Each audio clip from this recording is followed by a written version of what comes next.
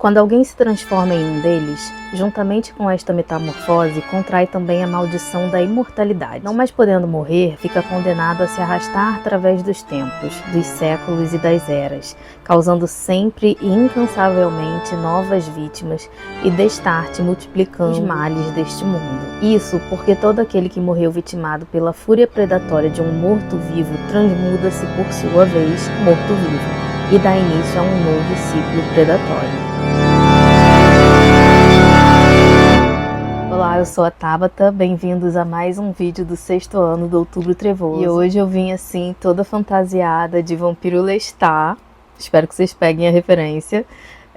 Vim assim toda fantasiada de Vampiro Lestat porque nós vamos conversar então sobre Drácula, de Bram Stoker. Drácula, de Bram Stoker, foi escrito em 1897, no final do século XIX, e é um livro do gênero gótico, que é um gênero que eu amo. É impossível não saber algo sobre Drácula, esse vampiro que permeia o nosso imaginário, o vampiro mais famoso da cultura pop, mas eu confesso que eu nunca tinha lido o livro e nem assistido a nenhum dos filmes sobre Drácula. Olha, gente, eu vou falar pra vocês que eu tô muito feliz de ter feito essa leitura finalmente, porque eu amei esse livro. Aqui então nós temos uma narrativa epistolar, então isso quer dizer que nós, leitores, vamos conhecer essa história através de entradas de diário, cartas, trocas de cartas, né, recortes de jornal. Tem pouquíssimos recortes de jornal, aqui a gente vai ter majoritariamente entradas de diário. Aqui a gente vai começar então acompanhando o diário do Jonathan Harker. Ele é um jovem inglês, é uma espécie de advogado, e ele está a caminho da Transilvânia, onde ele vai encontrar o Conde Drácula, né? Ele vai lá para o castelo do Conde Drácula. Ele está indo lá tratar de negócios, né? O Drácula quer comprar uma propriedade na Inglaterra, alguma coisa assim do tipo,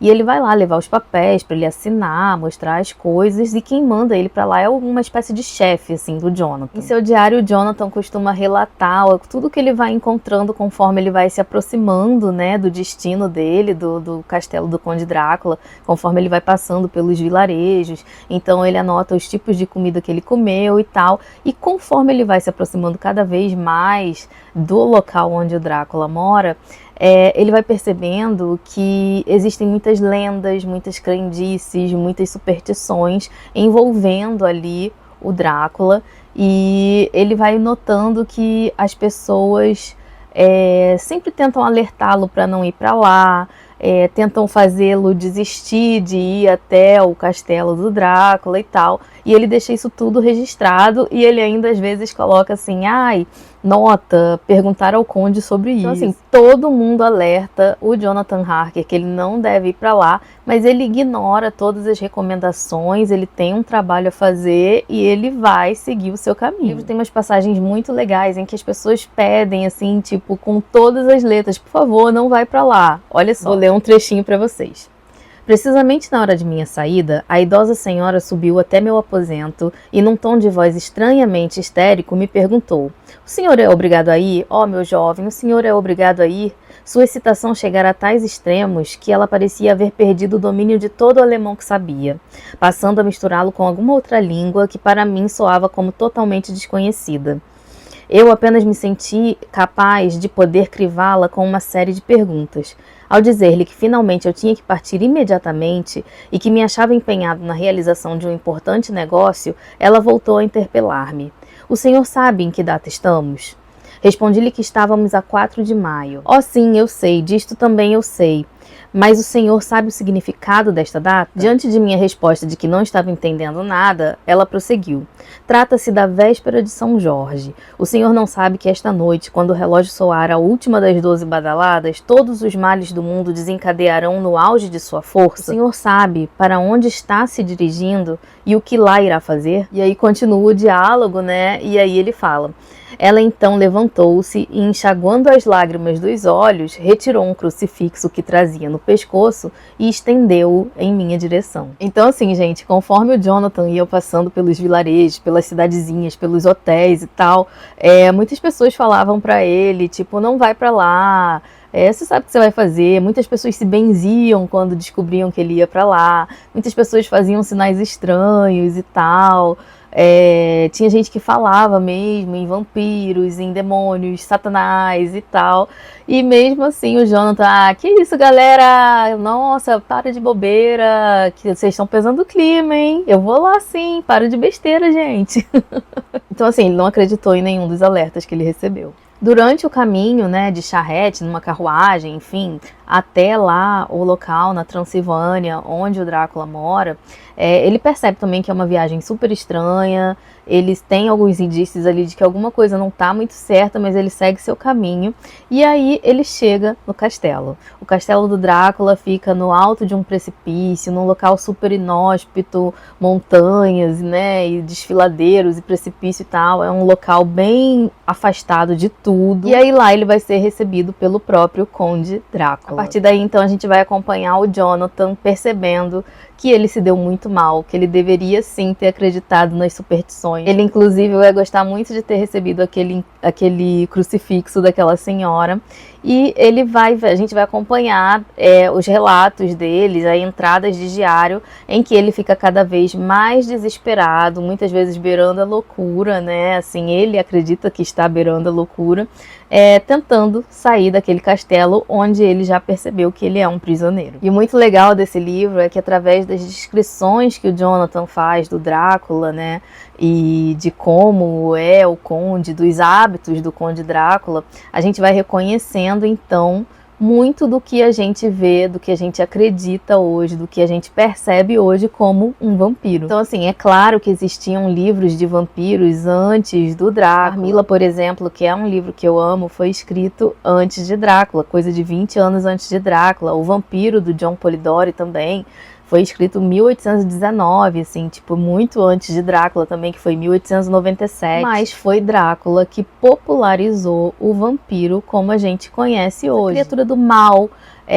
uma criatura, a personificação, né, de todo o mal, uma criatura cheia de ódio, com as mãos frias, sugador de sangue, que tem uma força descomunal, que se transforma em morcego, que só é morto caso o seu coração seja transpassado por uma estaca, que a sua cabeça seja arrancada. Esse ser com os caninos, né, os dentes muito afiados, criaturas que para entrar em um local pela primeira vez só podem entrar caso sejam convidados, criaturas que não gostam de alho, né, que usam, que a forma de se proteger contra os vampiros é o alho, é a hóstia, o crucifixo. Então tudo isso tá aqui em Drácula. Aqui em Drácula a gente vai acompanhar não só o diário do Jonathan Harker, mas também de outros personagens. Então a gente vai ter também o diário da Mina Harker, que é a noiva do Jonathan Harker. A gente tem o diário do Dr. John Seward, que é um médico. A gente vai conhecer também um ponto de vista do Van Helsing. A gente tem esses recortes de jornais, trocas de carta da Mina com a Lucy, que é uma grande amiga dela, e tem vários outros personagens aqui que vão surgindo e que a gente também vai conhecendo a história através do ponto de vista dessas pessoas. E aí o caminho de todas essas pessoas vai acabar se cruzando e elas vão acabar se unindo para eliminar, exterminar esse ser das trevas que é o Conde Drácula. Gente, eu amei esse livro. Quando eu li Carmila, a Vampira de Karnstein, há uns 2 anos atrás, assim, eu já tinha amado. E eu falei, nossa, não sabia que eu ia gostar tanto de Carmila e tal. E agora que eu li Drácula também, assim, estou apaixonada. Como eu disse pra vocês, eu conhecia tudo isso que permeia o nosso imaginário, mas eu não sabia, eu nunca tinha lido o livro. E eu também nunca tinha assistido a nenhum dos filmes. Então, assim, foi tudo muito novo. Novo, não é novo porque eu já conhecia todo, né, essa coisa, mas toda a mitologia do vampiro e tal. Mas é outra coisa você lendo o livro, e eu amei essa leitura com todas as forças, com certeza um grande favorito. Logo no início, quando o Jonathan Harker tá preso no castelo, que você vai, na verdade, quando ele tá se encaminhando pro castelo, né, conhecendo as pessoas do vilarejo, notando que tem alguma coisa de errado, e aí quando ele chega no castelo, ele é recebido pelo Drácula e tal, isso ali foi a minha parte favorita, eu amei. Depois o livro dá uma estagnada, assim, mas também teve muitos momentos icônicos depois disso, e que eu amei acompanhar. O Van Helsing é com certeza o meu personagem favorito. Eu só conheci o Van Helsing daquele filme antigão de 2005, E lá naquele filme, o Van Helsing é muito diferente, né? Ele é todo fortão, todo bonitão e tal. E aqui no livro, ele é um senhorzinho, ele é o mais velho dos personagens, mas ele é muito inteligente, ele é muito sagaz, ele representa a ciência, o conhecimento. E ele é muito importante para a história. E eu amei o Van Helsing.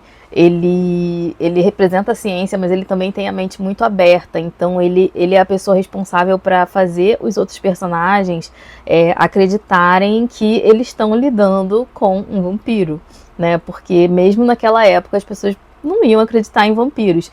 Então o Van Helsing tem a mente muito aberta e ele que vai fazer, conseguir introduzir ali nos outros personagens, gente, a gente tá lidando com isso aqui. E ele vai fazer isso com muita calma, com muita inteligência, usando todo o conhecimento dele. O Van Helsing, assim, perfeito, amei esse personagem. A Mina Harker também é uma personagem que eu gostei muito. Ela e o Jonathan Harker têm uma relação muito bonita, o romance ali deles, né, não é muito focado no romance, mas eles se gostam muito, a gente consegue perceber isso. Gostei muito da Mina, ela é uma mulher muito inteligente, ela é muito sagaz mesmo, assim, muito inteligente. E aqui a gente vê que a gente realmente está lendo um livro de seu tempo, porque o Bram Stoker, quando vai falar dela, sempre elogia a Mina, mas ele sempre fala também que ela é tão inteligente quanto um homem, que ela é uma exceção à regra. Como pode ter uma mulher tão inteligente quanto Mina Harker? Então, assim, a gente dá umas reviradas de olho, assim, quando a gente vê isso, mas, enfim, é um livro que retrata a sua época, né? Mas a Mina é também uma personagem muito legal e eu gostei muito, muito, muito dela. Então, assim, gente, eu sei que Drácula é um livro que não agrada a todo mundo.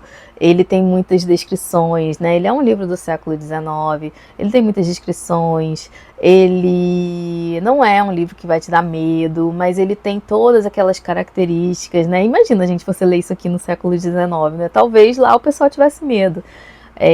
Mas ele traz todas aquelas características que a gente conhece do vampiro, então eu gostei muito por isso. Pra mim ele é um livraço, mas eu sei que ele pode não agradar a todo mundo, porque ele tem muitas descrições, ele é narrado de forma epistolar, o que pode desagradar algumas pessoas.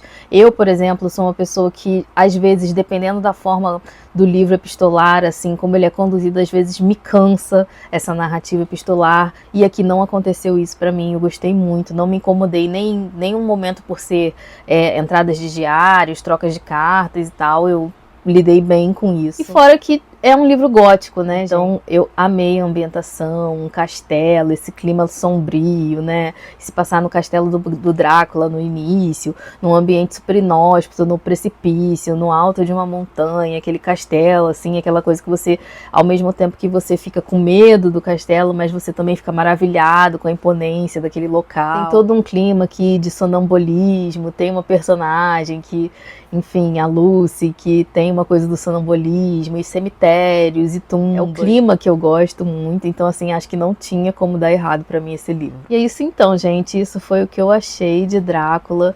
Eu gostei muito mesmo, se tornou um dos favoritos pra mim, com certeza um dos favoritos da vida. É um livro que mais tarde eu quero reler Carmila também, fiquei com saudade de Carmila depois que eu li Drácula, e quero continuar lendo vampiros, eu adoro vampiros. Eu já li algumas coisinhas de vampiro, assim, não tanto, mas já li alguns livrinhos de vampiro, e definitivamente é um ser uma criatura mitológica, sei lá, um ser que eu gosto de ler sobre. Então gostei muito do livro, e se você tem vontade de ler Drácula, se joga, porque vale muito a pena, pelo menos pra mim valeu. É isso então, gente, eu espero que vocês tenham gostado desse vídeo. Se você gostou, curte pra me ajudar na divulgação do canal, não esqueça também de se inscrever. Vou deixar a playlist do Outubro Trevoso aqui embaixo pra vocês conferirem todos os vídeos que eu já fiz durante todos esses anos do projeto. Se você gostou, curte, se inscreva no canal. Um beijo pra todo mundo. Tchau!